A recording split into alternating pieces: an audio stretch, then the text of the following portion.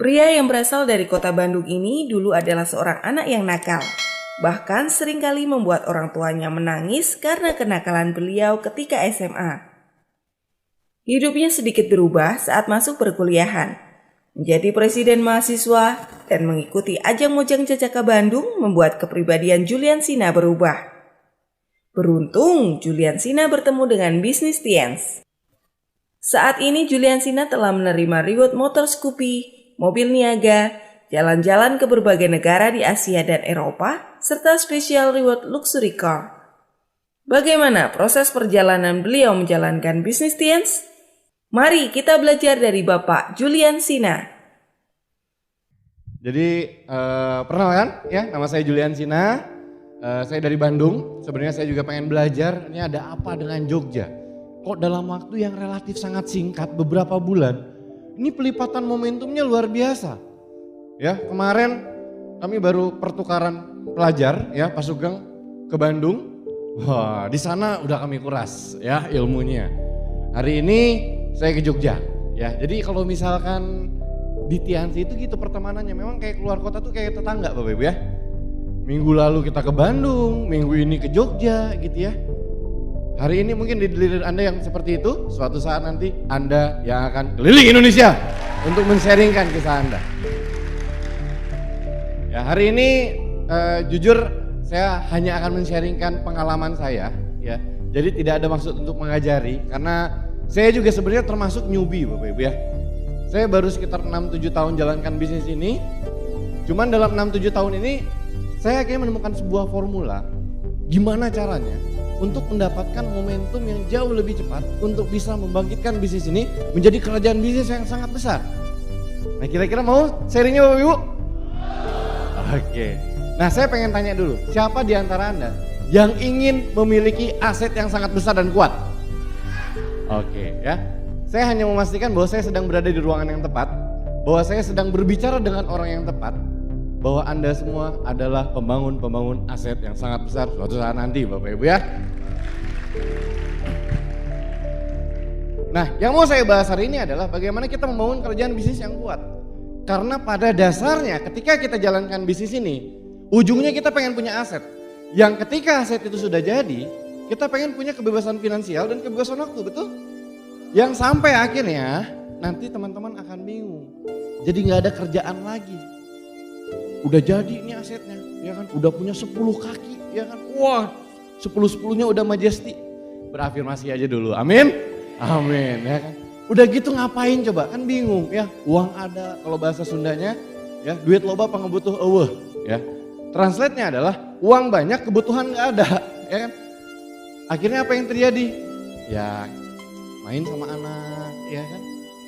Udah bosan main sama anak, main sama mamahnya, ya. Ini banyak yang belum menikah ya, jadi kita skip aja. Oke, nah bagaimana kita membangun kerjaan bisnis yang kuat? Saya menyimpulkan bahwa pekerjaan kita di bisnis ini ada 3 Bapak Ibu ya. Yang pertama, kita harus jualan nggak? Harus jualan nggak? Harus dong. Ya, kita harus jualan. Namanya juga distributor. Kita harus jualan. Selain jualan, kita juga harus rekrut orang, networking. Lalu kita duplikasi. Kalau jualan, saya mengibaratkannya itu seperti isi Bapak Ibu ya. Seperti isinya. Kalau misalkan networking, itu wadahnya. Banyak orang, terutama di grup saya, mereka asik sekali jualan, tapi tanpa membangun yang namanya jaringan. Akhirnya apa? Isinya ada, tapi wadahnya kecil. Mau seberapa banyak kita isi, itu luber juga, betul nggak? Nah, ada juga yang fokus sama jaringan, tapi mereka lupa pada hitohnya kita harus jualan. Akhirnya jaringannya gede, tapi nggak pada bisa ngomset. Akhirnya apa yang terjadi? Wadahnya gede, tapi isinya nggak ada. Kan kita nggak pengen seperti itu, betul ya? Nah, kita pengen wadahnya besar, isinya juga full, ya kan? Nah, gimana caranya kita duplikasi? Ya, duplikasi itu adalah proses mencetak leader. Hari ini kita bisa punya penjualan 3.000 PV. Gimana caranya kita bisa menduplikasikan grup kita biar punya penjualan seperti itu juga. Hari ini kita bisa home meeting. Nah, ini yang harus digarisbawahi. Banyak sekali leader itu mereka menjadi Superman. Apa itu Superman? Mereka home meeting kemana-mana sampai ke pelosok daerah. Itu yang saya lakukan ketika tahun 2016 Bapak Ibu. Saya home meeting bisa 6 sampai 7 kali sehari. Itu sampai kesemutan bibir. Saya rasa itu sudah kerja keras. Tapi apa yang terjadi? Tidak ada perubahan yang signifikan. Karena apa? Yang home meeting hanya saya. Mereka mengandalkan kalau saya turun baru mereka home meeting. Nah, jadi selain kitanya bisa home meeting, kitanya juga harus mencetak orang-orang biar bisa punya kemampuan untuk bangun home meeting. Makanya saya selalu bilang bahwa seberapa besar aset kita itu ditentukan dari seberapa banyak pelaku home meeting di grup kita. Jadi kalau misalkan di grup kita pelaku home meeting yang masih sedikit, berarti ada yang bermasalah dengan aset kita. Sepakat? Oke, next Pak. Nah, networking versus selling. Ya, terlalu ekstrim networking itu mengakibatkan orangnya banyak. Wah, ya kan? Wah, tim hore. Semangat. Tapi biasanya bonusnya kecil. Karena yang namanya jaringan itu belum bisa menghasilkan secara instan, belum bisa menghasilkan secara cepat. Betul? Nah, ini terlalu ekstrim networking. Terlalu ekstrim selling mengakibatkan bonus gede di awal. Tapi secara aset itu nggak kuat. Jadi banyak sekali terjadi di grup saya, ya. Mereka fokus jualan. Di awal memang menyenangkan jualan. Ya enggak? Jualan pertama di bulan pertama bonusnya udah gede. Asik banget ya, dapat 3 juta. Dari yang awalnya pengangguran, tiba-tiba jalanin bisnis ini, terus jualan dapat 3 juta per bulan. Anak kosan, anak rantau udah kayak sultan dapat 3 juta. Terus tiba-tiba diajak jaringan nggak mau. Ini kan dari jualan aja dapat uang, dapat untung gitu ya. Tapi tidak membangun yang namanya aset. Networking dan selling itu harus seimbang supaya punya bisnis dan bonus yang besar dan stabil. Saya mau tanya, siapa yang pengen punya bonus yang besar dan stabil bahkan cenderung naik terus? Oke, mohon aplaus untuk kita semua. Jadi bagaimana biar bisa punya bonus yang besar, stabil, tahan lama, itu harus seimbang Bapak Ibu ya. Jadi jangan sampai kita terlalu ekstrim jaringan, jangan sampai terlalu ekstrim jualan. Jadi memang keduanya ini adalah seperti kita sedang melangkah Bapak Ibu. Kaki kanan kita jualan, kaki kiri kita jaringan. Kalau misalkan jualan aja kan terseok-seok, betul ya? Nah jadi harus dua-duanya, ini harus seimbang. Oke, next. Nah kenapa sih harus jaringan? Dibuka aja Pak. Networking kunci membangun aset. Networking adalah faktor kali, multiply, yang akan melipat gandakan omset dengan cepat. Coba, Anda bayangkan, hari ini mungkin ada sekitar 2.000 orang yang datang. Gak perlu gede-gede deh, dari 2.000 orang, misalkan kita ajarin mereka jualan, entah itu dengan cara offline, entah itu dengan cara online, masing-masing cuma menghasilkan 1.000 PV aja per bulan. Kira-kira omset yang kita hasilkan udah berapa? 2 miliar. Kalau misalkan masing-masing 1.000. Jadi dengan jaringan ini benar-benar bisa melipat gandakan yang namanya omset Bapak Ibu. Coba bayangkan dari 1.000 naik lagi jadi 2.000, itu udah 4M. Ya. Lalu di bisnis Tiansi patokannya adalah PBO. Saya sering sekali melihat mungkin beberapa ada orang yang ngejar PBO tapi hanya dari jualan. Akhirnya apa yang terjadi? Dia nombok membernya, betul ya? Starter pack-nya, net fee-nya, karena orangnya nggak ada. Kan ini nggak sehat, padahal PBO itu diciptakan untuk kesehatan bisnis. Dan kesehatan bisnis itu ditentukan dari PBO. Jadi makanya jaringan itu penting. Terus bangun cabang di Tiansi itu gratis. Saya punya kenalan, ya dia punya kafe di Bandung, ya kafe kopi gitu ya. Dia pengen buka cabang, itu perlu modal ratusan juta. Tempatnya, terus beli alat kopinya itu mahal ternyata 40 juta, ya kan? Itu mau buka satu cabang aja, yang notabene hasil dari satu cabangnya nggak lebih dari 15 juta per bulan. Coba Anda bayangkan, nggak lebih dari 15 juta per bulan, tapi dengan modal sebesar itu. Hari ini kita kalau membuka cabang baru, bayar atau gratis? Gratis. Bahkan kalau misalkan pas lagi presentasi di rumahnya, dan kebetulan kitanya beruntung pas makan siang, dikasih makan siang. Dikasih teh manis, ya kan? Jadi sebenarnya makanya saya aneh, banyak orang yang malas sekali melebar, padahal melebar itu sangat nikmat. Kita silaturahmi dengan orang, ya kan? Nggak bayar, Malah kita juga potensinya nanti kalau misalkan orang ini jadi leader kita punya bonus puluhan juta dari satu kaki itu, dari satu cabang itu. Karena bonus terbesar itu ada di kelebaran. Ya. Lalu next Pak. Nah bagaimana kita membangun networking? Networking itu adalah melebar plus bekerja ke dalam. Kalau melebar itu menyebabkan bonus yang besar. Kalau misalkan keluhan Anda Pak, kenapa ya grup saya udah gede banget. Bonus saya kecil. Mungkin ada yang salah dengan pelebaran Anda. Saya punya satu tim ya di grup saya. Wah, timnya gede banget. Tiap OP bawahnya puluhan bahkan ratusan orang. Ya kan? Tapi dari satu kaki, kira-kira ada bonusnya nggak?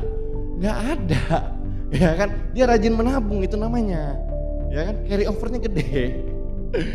Ya. Gimana caranya biar kita punya bonus yang besar? Ya gampang, melebar. Ya. Cuman ini juga ada satu hal yang perlu dipahami. Banyak orang yang ketika dia dapat kaki satunya, bahkan kalau misalnya udah dibantu sama upline, dia nggak kerjain kaki satunya, itu salah, kurang tepat. Ya, sekali lagi jangan ambil konsultasi di atas panggung, tapi kalau menurut saya itu kurang tepat. Karena kaki satu ini adalah kaki belajar. Banyak orang yang ketika kaki satunya dikerjain sama upline, dia nggak sentuh lagi kaki satunya. Dia kerjain kaki 2, kaki 3, kaki 4, itu nggak ada yang jadi.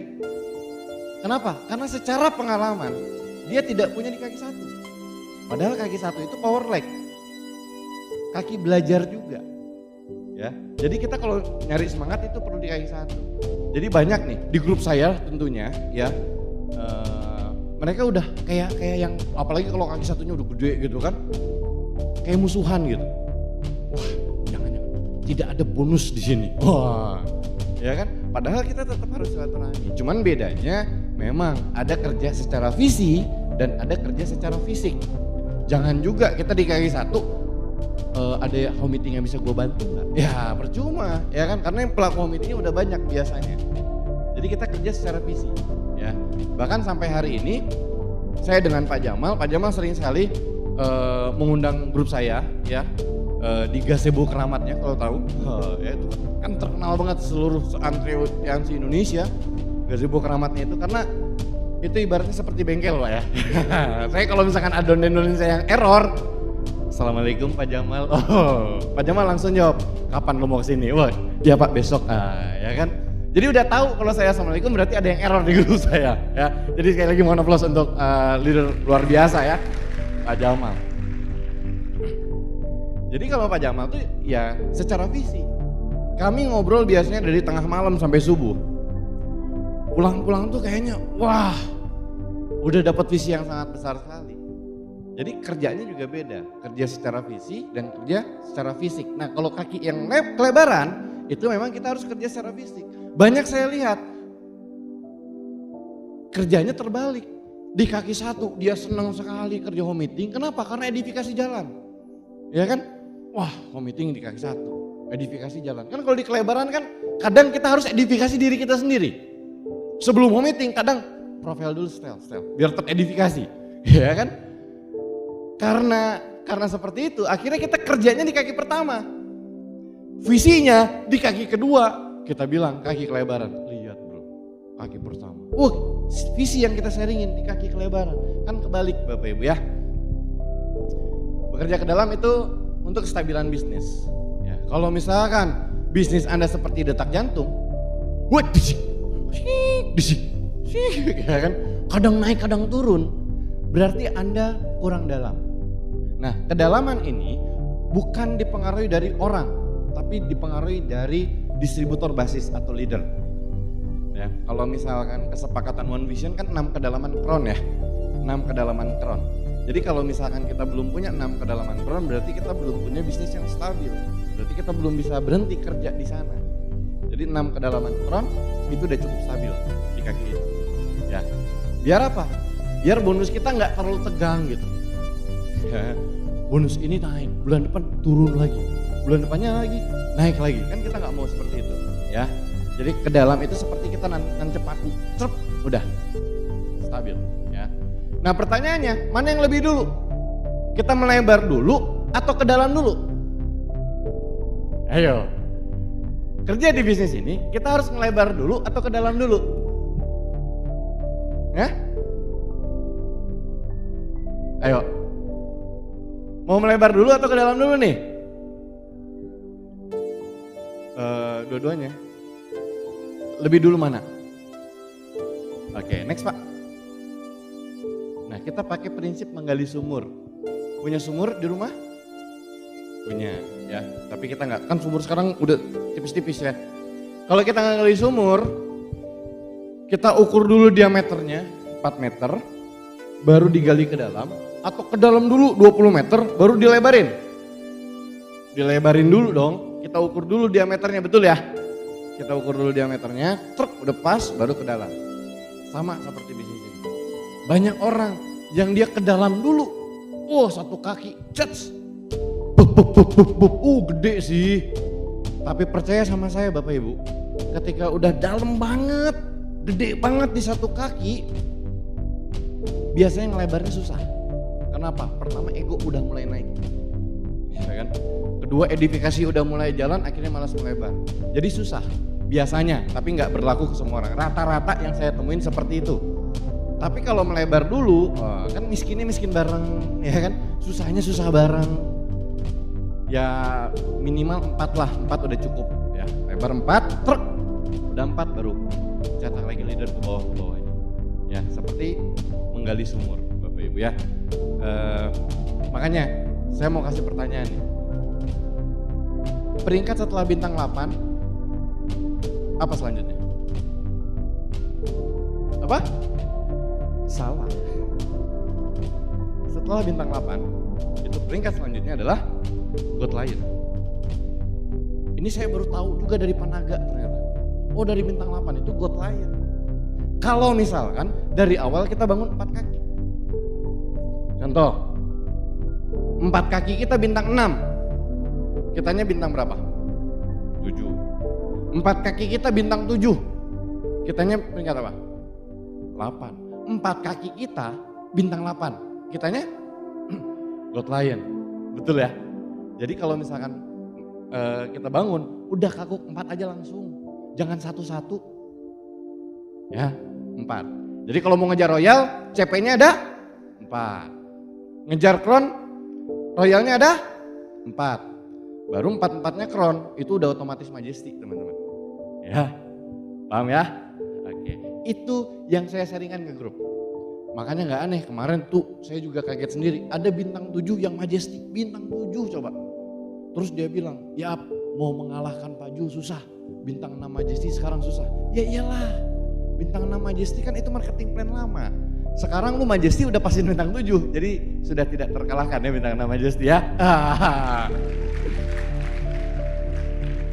Karena melebar dulu, setelah melebar baru ke dalam. Ya, sekali lagi jangan ambil konsultasi di atas panggung. Next. Nah, prinsip bakar gedung. Prinsip selanjutnya adalah prinsip bakar gedung.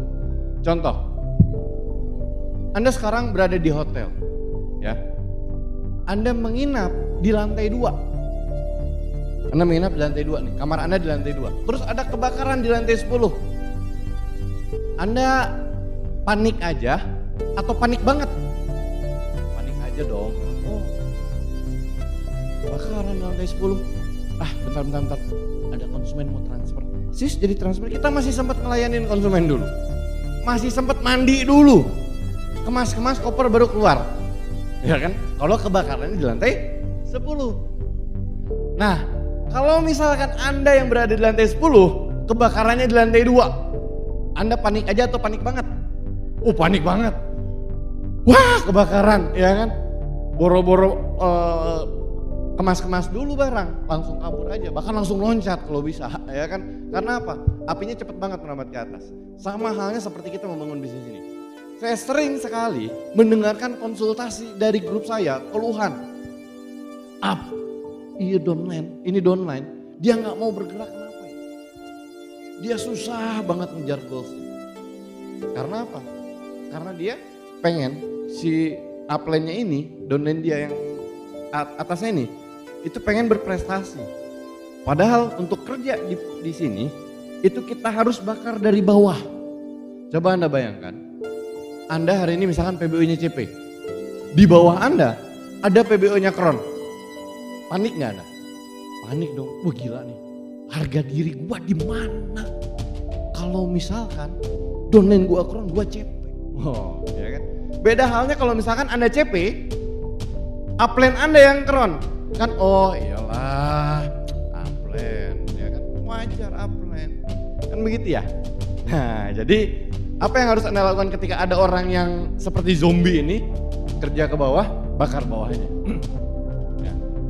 Dengan begitu, itu nanti akan kebakar ke atas, nanti mereka akan melebar sendiri. Ya.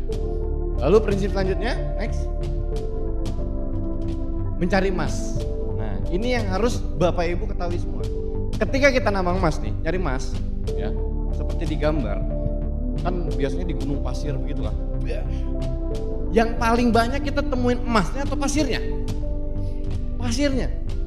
Bahkan ada pas kali emasnya nggak ada sama sekali nih, pasir semua. Terus kira-kira penambang emas dia menyerah gitu. Udah, gua nggak mau cari emas lagi. Kan enggak, karena dia tahu pasti lebih banyak pasir daripada emas, betul? Sama halnya seperti bisnis ini. Kita ajak orang ke bisnis ini, lebih banyak leader atau lebih banyak followers? Lebih banyak followers. Makanya kenapa bintang 5 jauh lebih banyak daripada diamond. Jadi kalau misalkan kita ketemu sama orang, jangan baper. Ini yang harus prinsip kita semua.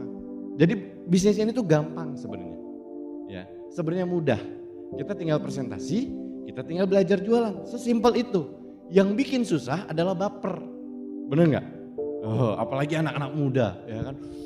Ditolak dikit. Aku sudah ditolak. Padahal baru cuma 3 orang. Terus dia baru ditolak 3 orang, ya kan? Gara-gara baper, akhirnya apa? Akhirnya dia bilang bisnis ini susah. Padahal harus kita ketahui bersama bahwa ternyata di bisnis ini juga sama. Pasirnya jauh lebih banyak. Tugas kita cari aja emas itu sampai dapat. Ketika emas itu udah dapat, insya Allah akan terlahir Pak Sugeng selanjutnya di Jogja, Pak Yos selanjutnya di Jogja, dan Pak Awan selanjutnya di Jogja. Tugas kita cuma cari emas. Ya, ketika dapat pasir ya udah cari lagi. Ya, nggak usah baper. Sepakat? Oke. Dan pastikan ketika kita pengen mendapatkan emas, kitanya dulu harus jadi emas buat upline. Jangan sampai kita pengen menemukan orang yang tepat, tapi kitanya belum jadi orang yang tepat. Kita pengen downline kita rajin pertemuan, kitanya jarang pertemuan. Kita pengen downline kita stok tiket pertemuannya banyak, tapi kitanya sendiri jarang stok tiket pertemuan. Karena di bisnis ini, duplikasi itu sangat berjalan. Seperti apa kita pengen punya budaya di grup, kitanya dulu yang harus punya budaya seperti itu. Ya. Next Pak. Hukum momentum. Nah, dunia network marketing itu selalu harus bersahabat dengan yang namanya momentum. Tanpa momentum, grup kita nggak akan pernah besar dan stabil. Jadi momentum ini ibarat ya kita harus deket-deket lah sama yang namanya momentum. Kalau misalkan kami di Bandung, gimana caranya biar bisa mendapatkan momentum dan mempertahankan momentum? Kalau pengertian momentum itu kan kecenderungan benda bergerak untuk terus bergerak, betul ya? Analoginya seperti ini. Ada lalat, lalat cepet nggak? Cepet kan? Nangkepnya aja susah. Kecuali orang-orang Cina tuh pakai sumpit dia dapat, ya kan? Tapi lalat cepet nggak? Cepet. Lalat dengan kecepatan seperti itu nabrak tembok, bah! Temboknya hancur nggak? Enggak. Ya, karena kecil, betul ya? Mau kecepatannya kenceng, tapi dianya kecil, dia nggak bisa ngancurin tembok. Sekarang truk besar nggak? Wow, gede. Nabrak tembok, tapi dengan kecepatan yang pelan banget. Deg. Nabrak tembok, temboknya hancur nggak? Enggak. Artinya momentum itu harus besar dan cepat, ya, besar dan cepat. Nah, gimana caranya? Seperti tadi saya cerita di awal, Saya 2016 saya home meeting, bak, di mana-mana. Setiap hari, ya kan? Seolah-olah seperti kerja keras. Tapi kenapa momentum nggak terjadi ya? Karena yang saya lakukan hanya cepat, tapi nggak besar. Akhirnya 2017, saya ingat betul, waktu itu Pak Jamal sebagai saksi sejarahnya, Bandung itu di saat kami sedang terpuruk sekali, pertemuan sampai belasan orang, sampai pindah ke pertemuan ke hotel yang jauh lebih kecil, akhirnya dipanggil sama Pak Jamal, crown above kami, panggil ya kan, akhirnya dikasih visi ya kan, di briefing dan lain-lain. Akhirnya yang kami lakukan bukan lagi hanya mengandalkan kecepatan, tapi kami bermain kecepatan dan kekuatan yang besar. Saya bilang saat itu, saya tanya bintang 6 Bova, saya ada berapa? Ada sekitar 30 orang. Saat itu kami bermain yang namanya home meeting serentak. Kami bermain cepat dan bermain besar. Disitulah momentum terjadi. Nanti saya bahas di belakang. Ya, jadi kalau misalkan kita pengen sukses di dunia network marketing, kita harus bermain dengan yang namanya momentum, Bapak Ibu ya. Sama seperti pesawat, ya kan?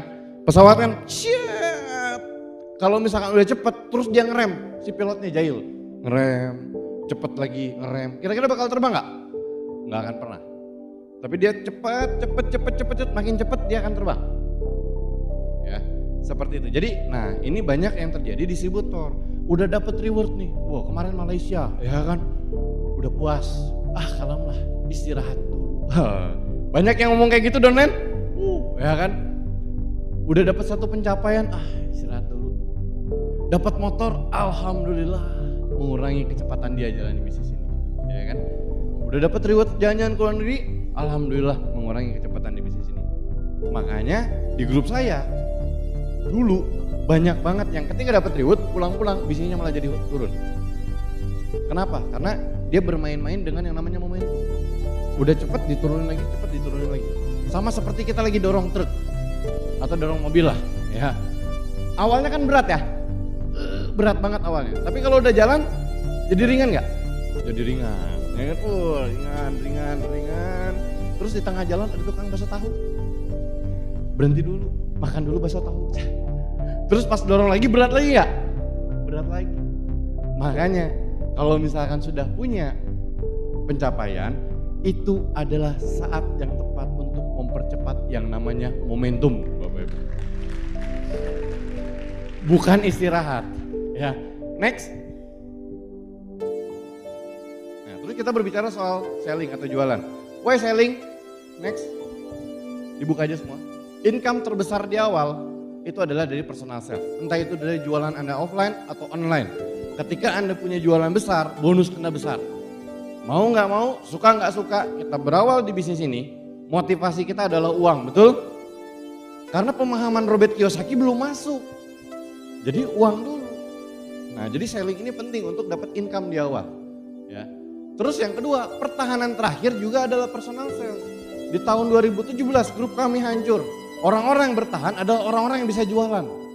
Karena dari jualan mereka masih punya bonus. Saya yakin Jogja juga pernah berproses, ya kan? Ketika diproses, bonus kita yang tersisa itu biasanya dari jualan. Jadi pertahanan terakhir, makanya jualan ini jangan sampai dihilangin. Di grup saya terutama, biasanya di jajaran leader mereka sudah melupakan yang namanya jualan. Bintang 8 above, ya kan? Jualannya itu ya sesuka dia gitu. Padahal ini adalah pertahanan terakhir ketika grup kita ada apa-apa, ya. Lalu selanjutnya bermanfaat juga untuk set volume.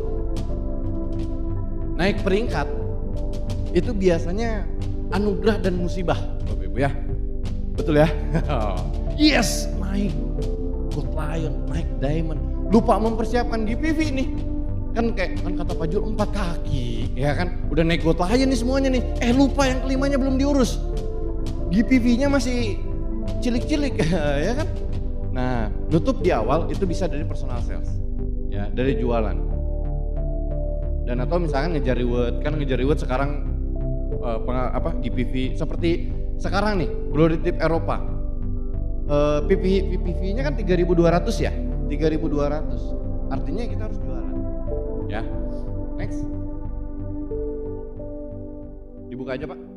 ada dua jenis selling. Yang pertama bisa online atau offline. Ya, apapun caranya terserah. Ya, ini hanya tools teman-teman. Mau jualannya online, mau jualannya offline. Yang paling penting dalam seni jualan adalah pemindahan produk dari tangan kita ke tangan konsumen.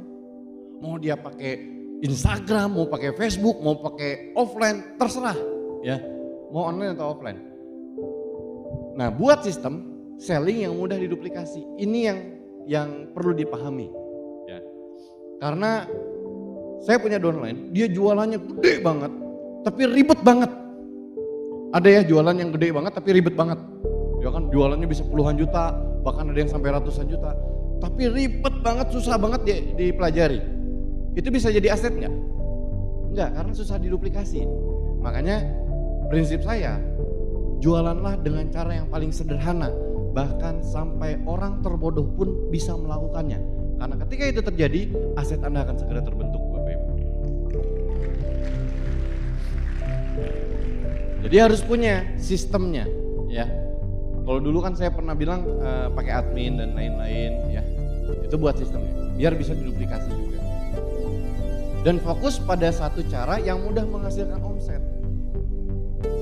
Banyak downline, terutama downline baru, ya kan. Dia biasanya nggak pakai kacamata kuda. Dia ngelihat si A, up jualan dari Instagram bagus up. Gimana caranya? Ada yang follow to follow, ada yang paid promote, ada yang endorse. Tapi dia offline juga bagus up. Saya pelajari semua. Akhirnya apa yang terjadi? Nggak ada yang bisa. Ya. Nah makanya saran saya pelajari satu cara dulu, fokus satu cara dulu, kuasai di sana. Akhirnya kita jadi terbesar di sana. Ya. Kemarin kalau nggak salah Jogja juga mengundang Pak Edo ya. Pak Edo jago Instagram nggak? Nggak juga. Jago Facebook? Nggak juga. Dia jagonya cuma satu, Lazada. Tapi jualannya bisa 200 juta. Cukup nggak? Cukup banget Pak, ya kan? Ngapain juga Pak Edo harus belajar hal-hal yang lain, ya kan? Jadi satu hal, tapi kita pelajari dengan sangat fokus. Nah, di awal fokus pada satu produk dulu untuk dijual. Nah ini terserah, ya. Kalau saya sih biasanya biar dia menguasai dulu, entah itu jualan spirulina dulu atau apa dulu gitu ya. Biar dia menguasai produk dulu. Ya baru nanti setelahnya dia mulai merambah ke produk-produk yang lain. Nah ini yang penting juga, jangan jual produk yang melanggar aturan. Nah ya. Gambar-gambarnya ya kan. Karena kan kita Tien Syariah ya. Jadi ini saya hanya mengingatkan. Tapi khotib juga mengingatkan diri sendiri ya. Khotib mengingatkan diri sendiri, grup juga ya kan. Ya kita sama-sama lah, kita pengen bisnis kita berkah ya kan, bisnis kita besar, betul ya. Apalagi terakhir-terakhir ini kan kita juga sering ditegur sama BP POM dan lain-lain. Yuk sama-sama kita rapihin ya.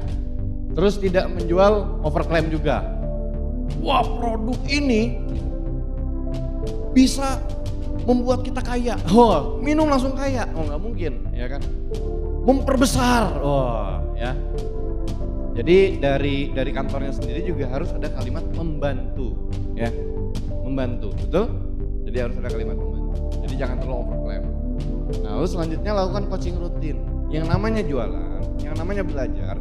Kita di sekolah aja SD 6 tahun, SMP SMA 3 tahun, ya kan?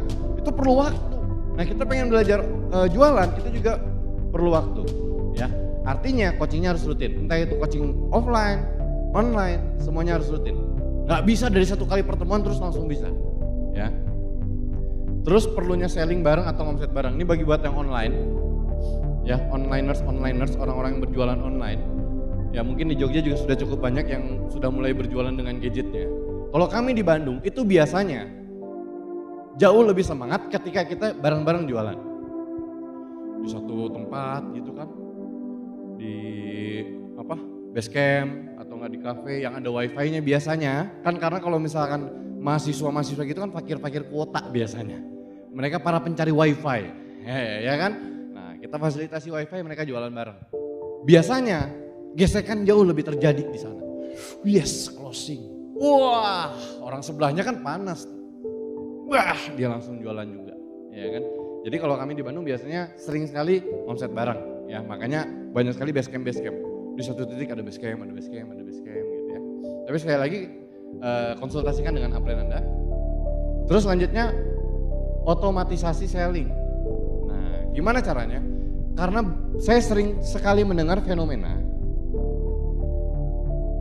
rebutan antara jualan dan jaringan. Pak, saya lagi fokus nih Pak, biar jualan saya gede.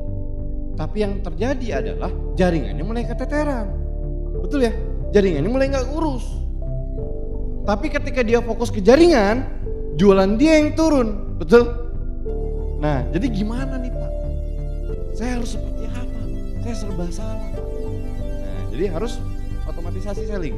Gimana caranya? Dengan pakai admin.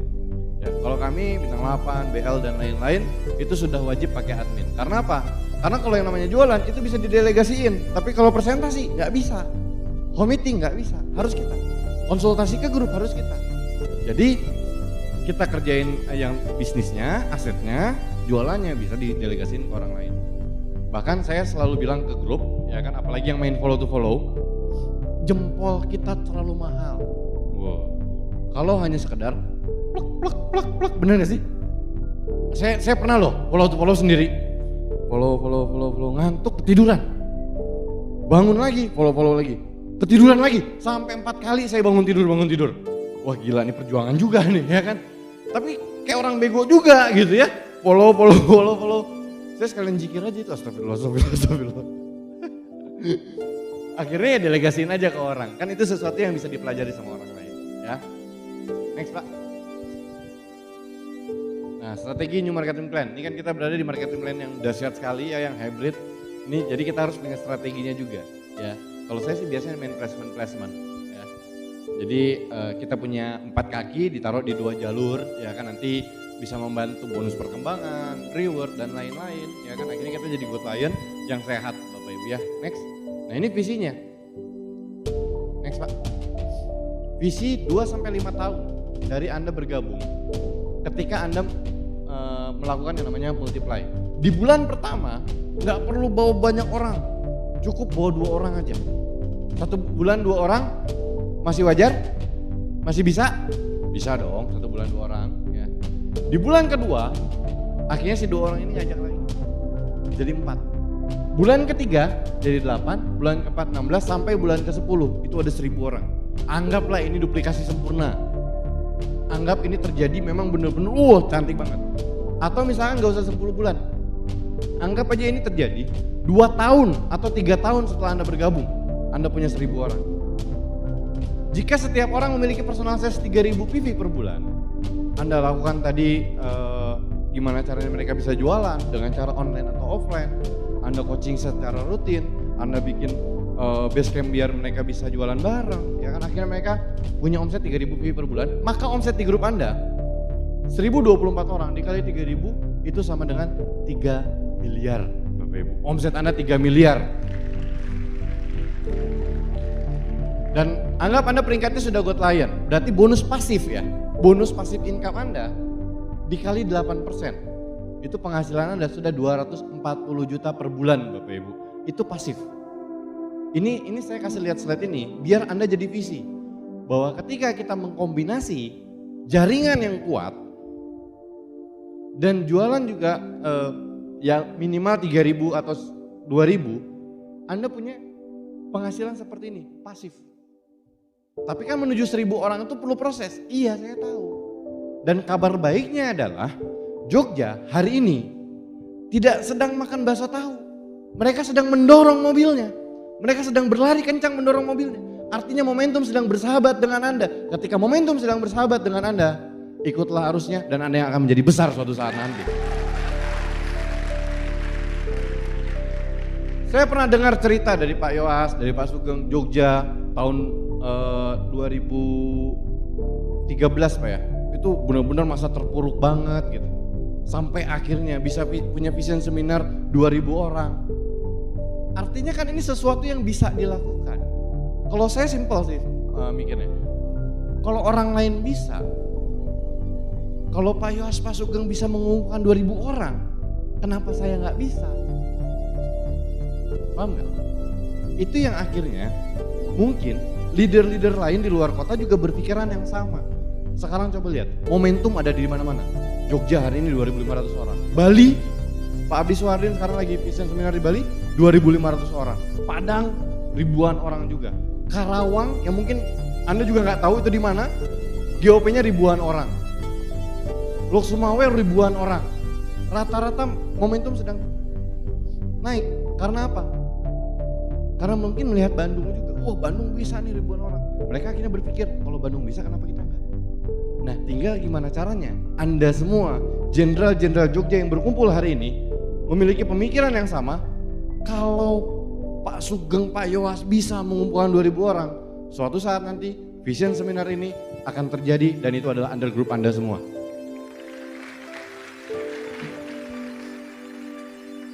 Di next. Rasa sakit membuatmu lebih kuat, rasa takut membuatmu lebih berani, dan penolakan membuat dirimu jauh lebih bijak. Saya akan kasih lihat beberapa foto sejarah Bandung zaman dulu. Next Pak. Ini ada satu chat dari downline saya. Ya. Kang, tahu nggak ini foto apa? Ini foto di Braga, di salah satu tempat pertemuan kami. Oh itu OP kapan? Ya, OP Bandung 27 Agustus 2017. Dikit banget. Di next Pak, ini gambar fotonya. Ini OP kami dulu di Bandung. OP kami 3 tahun yang lalu, 2,5 tahun yang lalu. Cuman hanya belasan orang, ini real. Sebelum, beberapa jam sebelum Pak Jamal ngundang kami ke rumahnya. Segini. Ya. Next. Next. Nah, 2017 hanya dalam waktu beberapa bulan kami punya GOP dengan massa 1.500 orang.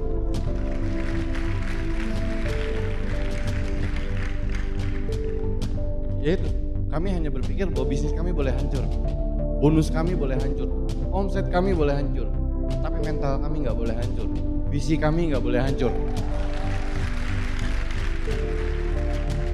Saya tahu mungkin di ruangan ini juga dengan berbagai macam latar belakang bisnisnya, ada yang mungkin bisnisnya sedang bagus, ada yang bisnisnya sedang turun, tapi nggak jadi masalah seperti apapun bisnis Anda hari ini, mental Anda jangan pernah hancur Pak. Karena bisnis ini ujungnya di situ, dia nggak kemana-mana. Tinggal kitanya mau terus nggak kejar itu, kita jalan, kita lari, kita terbang untuk kejar tujuan itu. Next, pemandangan terbaik akan muncul setelah pendakian tersulit. Ya, dari pertemuan kami yang belasan orang, akhirnya kami menyatukan visi jenderal-jenderal kami, grup kami, leader-leader kami bilang kalau misalkan bukan kita yang besarin mau siapa lagi? Kalau bukan hari ini mau kapan lagi? Akhirnya saat itu kami benar-benar masif sekali bergerak. Wah, kami gedein di daerah-daerah kami, ya kan? Kami cuma hanya bermodal dengan sebuah visi saat itu. Akhirnya pertemuan kami sudah ada di beberapa titik, ya. Boleh di next Pak. Ini OP reguler, ya next. Ini di Majalaya, next. Ini di Jatinangor, next. Ini di Ciwidey, next. Ini di Cimahi, next. Ini di Garut, Cikajang, next. Ini di Garut kotanya, next. Ini di satu waktu yang sama ya, hari Minggu jam 2 siang. Ini saya ambilnya di grup. Saya nggak tahu masih ada foto yang belum saya masukin. Pokoknya kan kami ada grup, mereka share foto di situ. Ya, ini di Bandung Pusat, ya di Braga yang tadi, next. Ini di Soreang. Dulu kami membangun waktu itu di rumah makan.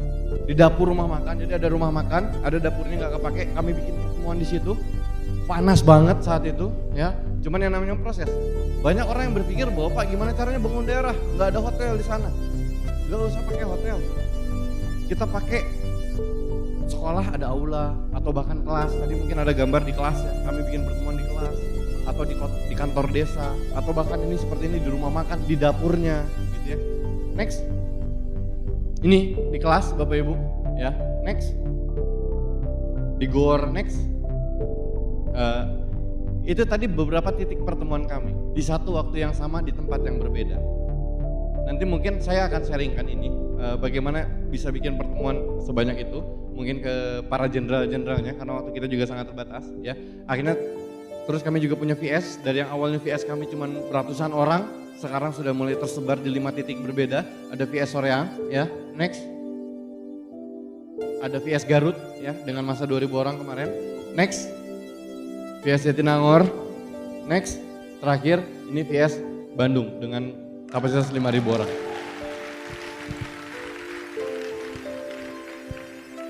Anda masih ingat foto 2,5 tahun lalu seperti apa grup kami? Hanya belasan orang. Hanya belasan orang. Dan mungkin ini juga akan menjadi cerita Anda. Anda juga mungkin pernah di Jogja. Di masa-masa terpuruk Anda. Pertemuan Anda sepi. Tapi lihat hari ini, momentum sedang jalan.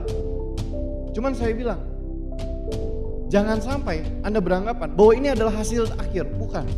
Anda harus beranggapan bahwa hari ini Jogja bukan berada di titik teratasnya, tapi kita baru mulai. Suatu saat nanti vision seminar seperti ini bukan hanya ada di satu titik, tapi mungkin ada di beberapa titik di grup Anda dengan masa ribuan orang seperti ini. Next, Royal Weekend ya, kami bikin juga 3, Royal Bandung 1, next ada Royal Bandung 2 di waktu yang berbeda ya.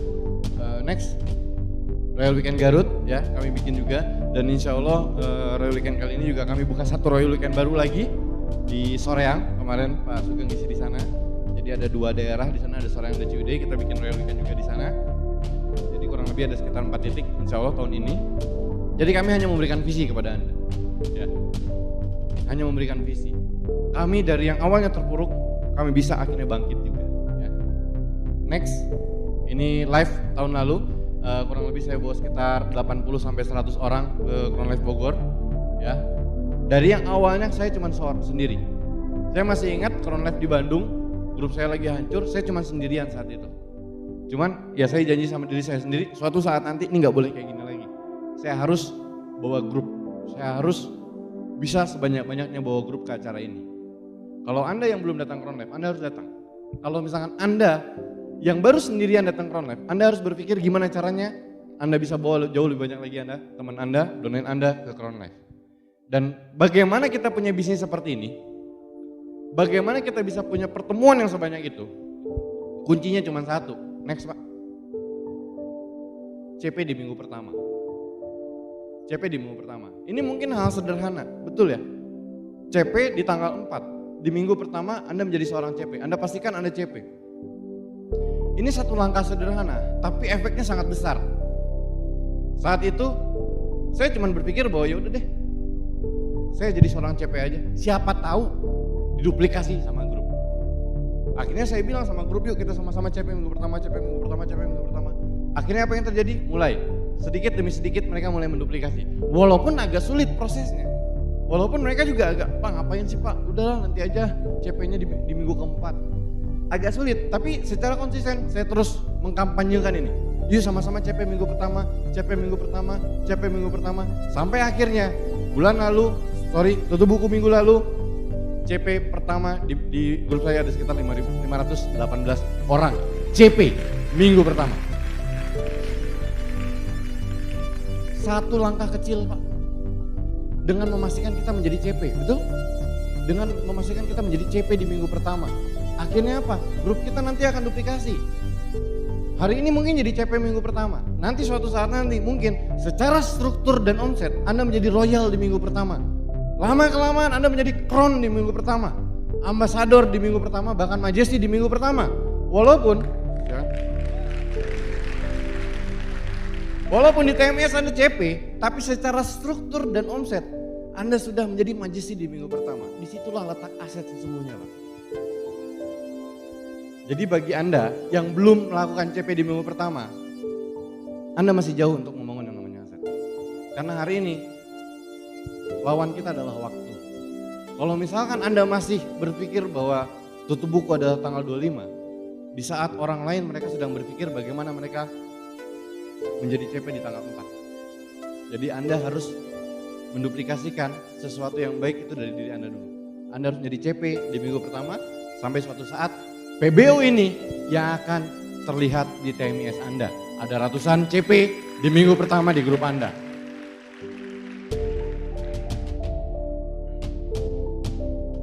Oke, Bapak Ibu, hari ini saya tahu mungkin sebagian besar dari Anda juga banyak yang datang jauh-jauh dari luar kota.